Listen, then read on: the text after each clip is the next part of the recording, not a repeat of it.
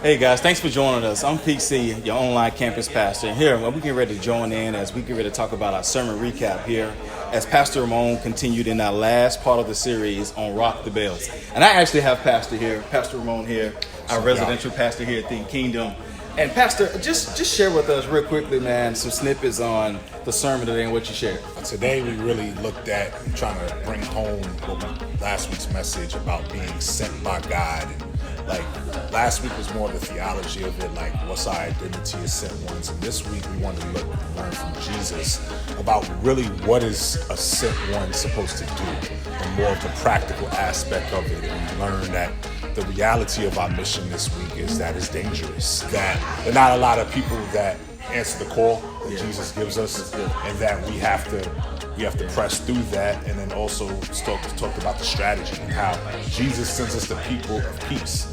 Like I know for me, over the years, I've heard that pastors preach. I've never really heard many people really dig out what's a person of peace, and like why is Jesus telling them to just go with nothing and to literally just be hand and foot on them, like, yo, they gotta, if you're gonna have a place to stay or whatnot, or something to eat, like you gotta rely on other people. Yeah. So I wanted to really bring home that point that this is actually a strategy that he's calling us to do, is that he's calling us to identify these people and us to develop relationships with those people. And then lastly, he brought home just the urgency of it all. Like, this is real business. Like the call, our spiritual journey, our call to discipleship is about us preaching the gospel to folks, demonstrating the reality, embodying the gospel. For us to have an urgency about prayer, it's just the prayer of awareness, the prayer of faith, the prayer of release, letting go of those things to move forward to be able to make continued discipleship, and also a prayer of readiness. You brought down 3 key points. I don't just want to reiterate those back to you. The reality, strategy, and urgency of our mission. Yeah. To be able to find people of peace, whether where we live, work, most likely just play, where I work out at, or things I go, my favorite grocery store, so to speak. What's the urgency should feel like to a person of seeking the lost? It should consume you. Like if you really have a heart after God, It should consume you to know, especially people that you deeply love and care for, that they are apart from Christ. And you know the reality of it, that you could be spending eternity without them. That's good. I know one of the things when the Lord used me to help lead my wife to Christ, just the fact that I used to share with her, like, I don't want to go to heaven and not see you there. I know that's right. So that needs to be something that just, it doesn't sit right with you, that people that you love could be a punishment for eternity. That's good.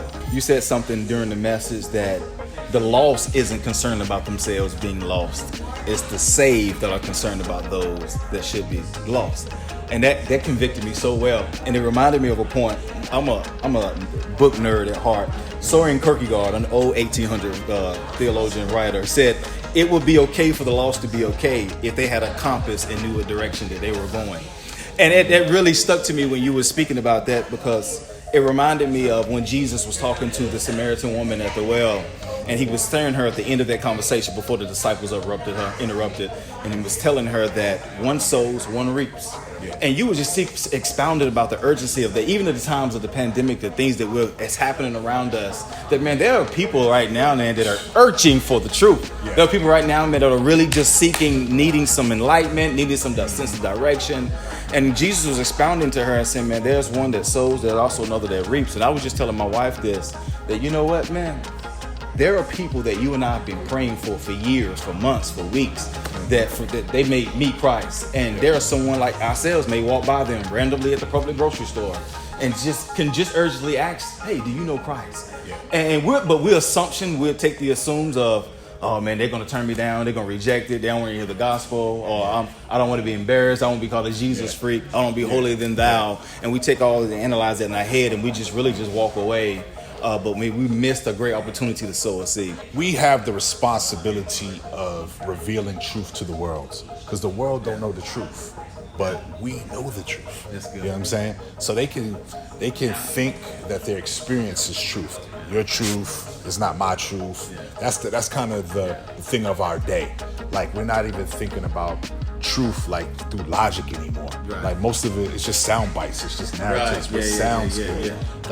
Like people have a sound bite theology, but the fact that God has in His truth what the world needs, and they're denying that revealed truth. So we have to bring that revealed truth home to them. Ooh, that's good stuff there. The world is eating on appetizers when Christ has that feast for us at the table. Look, this is our sermon recap. Thank you for joining us online. Feel free to like to our page at Think Kingdom, subscribe to us on our YouTube channel, and we hope to see you here either in person. As always, you continue to watch us online. Thanks, man. See you guys soon.